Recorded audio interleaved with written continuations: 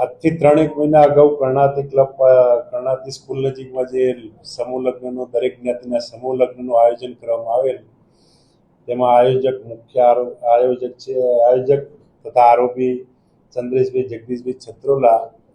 રહે પુનિતનગર રાજકોટવાળાએ જે દરેક સમૂહ લગ્નમાં જોડાનાર પાસેથી પૈસા ઉઘરાવી તેમજ અન્ય દાતાઓ પાસેથી પૈસા ઉઘરાવી અને BNS કલમ 318(4) તથા 161(2) મુજબ પ્રદ્યુમનનગર પોલીસ સ્ટેશન ખાતે ગુનો દાખલ કરવામાં આવેલ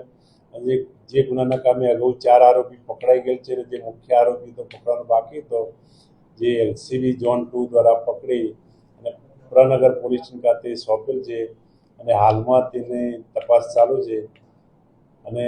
નામદાર કોર્ટમાંથી તેના રિમાન્ડ માગવાની તજવીજ કરવામાં આવશે. રિમાન્ડ તો હવે નામદાર કોર્ટ માગવામાં આવશે, જે ક્યાં ક્યાં આટલા દિવસ ક્યાં રોકાણો, કઈ જગ્યાએ રોકાયો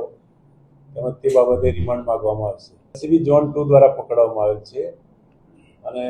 ભાગતો ફરતો તો અગાઉ નામદાર સેશન કોર્ટ તેમજ નામદાર હાઈકોર્ટમાં આગોતરા જામીન મૂકેલ, જે નામંજૂર થતા